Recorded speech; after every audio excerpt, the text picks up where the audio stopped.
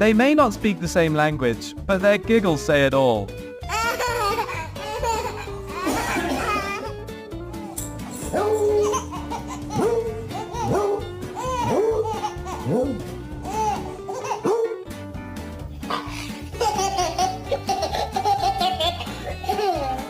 This playtime is for babies and doggos only. Parents, back off.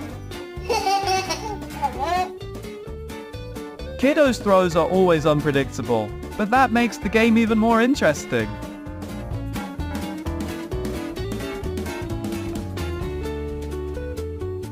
Pup. Who doesn't like a little one with a generous heart and messy fingers?